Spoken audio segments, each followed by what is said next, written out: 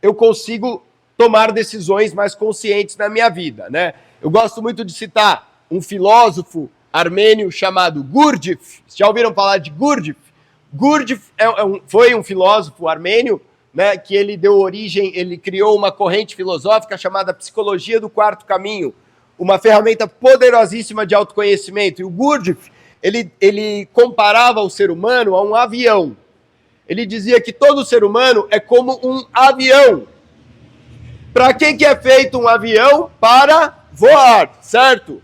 Só que a maior parte de nós, mesmo sendo aviões, não sabemos como pilotar esse avião. Então, o que a gente faz com o avião? A gente coloca um burrinho na frente do avião e esse burrinho puxa o avião como se fosse uma carroça. É a maneira como a maior parte de nós usa o potencial da nossa máquina. A gente subaproveita, né? É um subaproveitamento do nosso potencial. Pô, se você foi feito para voar, cara, por que você está andando como se fosse uma carroça? Porque você não sabe como as engrenagens funcionam, você não sabe o mecanismo, você não sabe o outro. Isso em psicologia recebe o nome de autoconhecimento. A ayahuasca nada mais é do que uma ferramenta de autoconhecimento. É a única que existe? Não! Autoconhecimento a gente adquire vivendo, a gente adquire estudando, a gente adquire se relacionando, a gente adquire consumindo conteúdos melhores na internet do que talvez você tenha consumido ultimamente, a gente adquire tendo relações mais saudáveis do que talvez você ande tendo ultimamente, né? A gente adquire autoconhecimento conversando com pessoas que têm autoconhecimento, a gente adquire autoconhecimento quando a gente faz terapia, por exemplo. A ayahuasca é só mais uma ferramenta, é uma professora, é uma espécie de doping consciencial, é uma forma química que a gente tem de fazer com que mais sinapses sejam ativadas aqui dentro da cachola e o nosso cérebro ele funciona com um potencial maior. A gente consegue enxergar aquilo que em condições normais a gente não consegue. Então, quando a gente fala de autoconhecimento, existe uma ciência que se dedicou e se dedica muito a isso, que é a psicologia, né? O primeiro tópico que a gente precisa entender é que dentro de mim, esse cara que vocês estão olhando aqui, dentro desse corpo que deu a vocês o nome de Luciano, não existe uma pessoa só.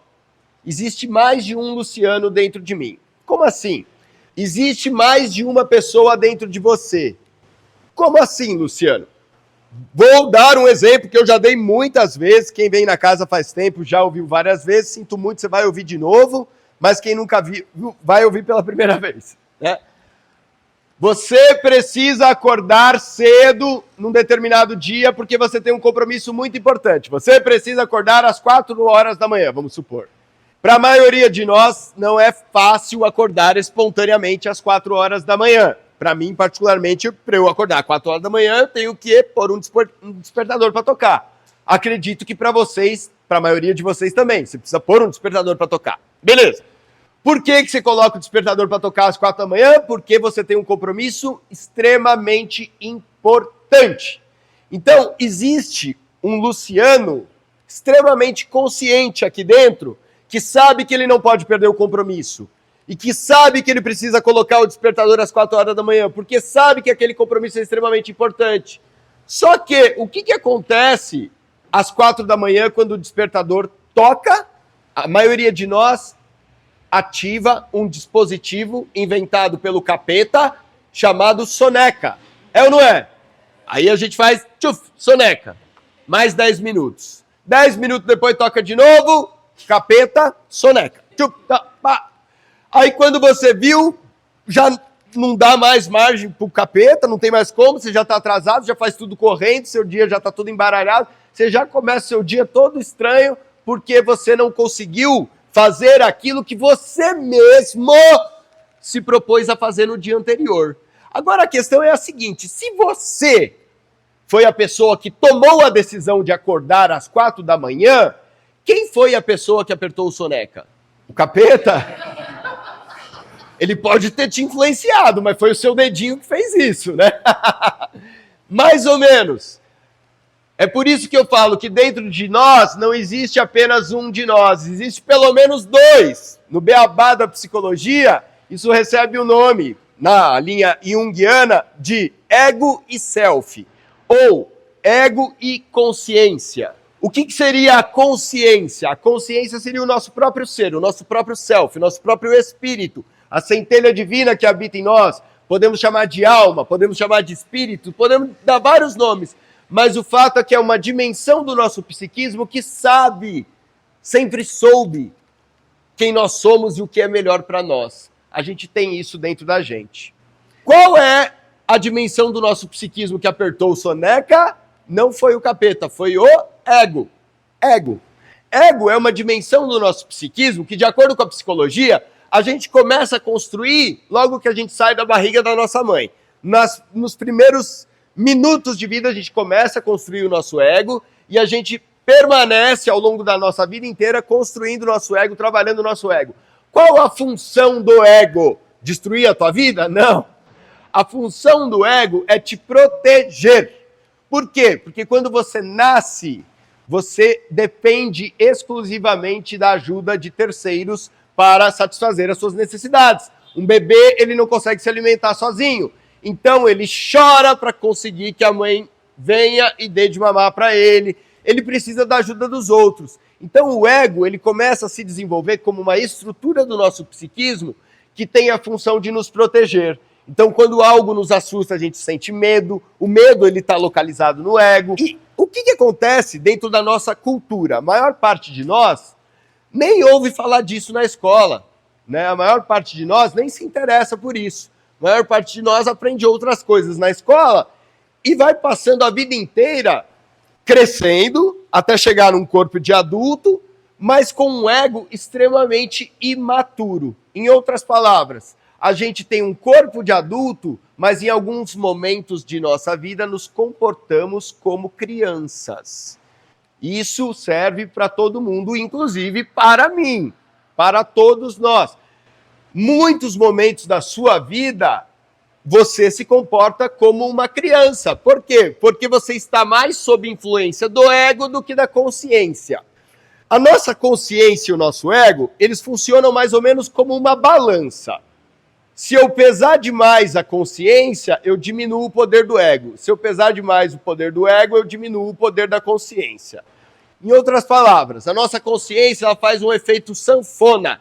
Ela expande e contrai várias vezes ao longo do dia, sem você perceber. Por que você não percebe? Porque você não foi treinado para perceber.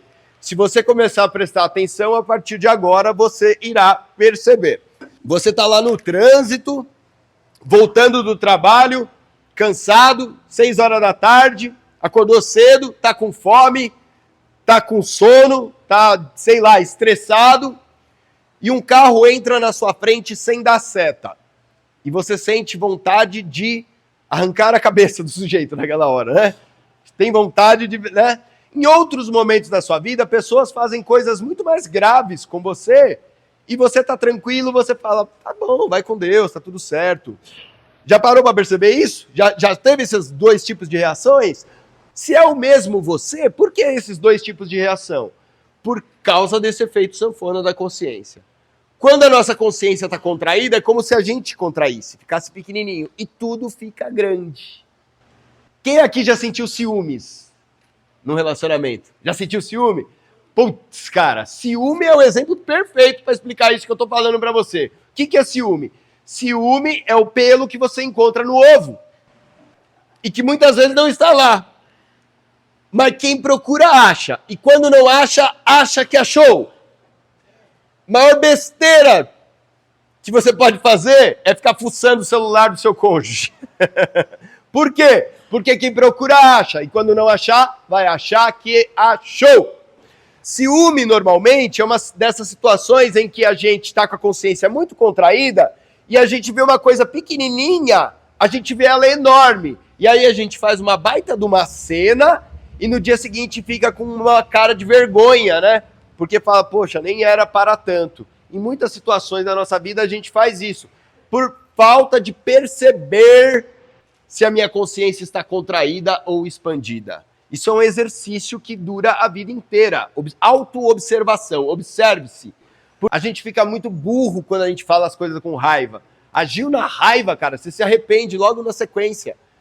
você se arrepende. Talvez não na sequência, uns dias depois, mas fez na raiva, você se arrepende. Então, sentiu raiva, o que é a melhor coisa que eu posso fazer? Estátua, cara. Cala a boca, não fala nada. Tá com raiva? Fica quieto e espera passar. É fácil fazer isso? Claro que não. Claro que não.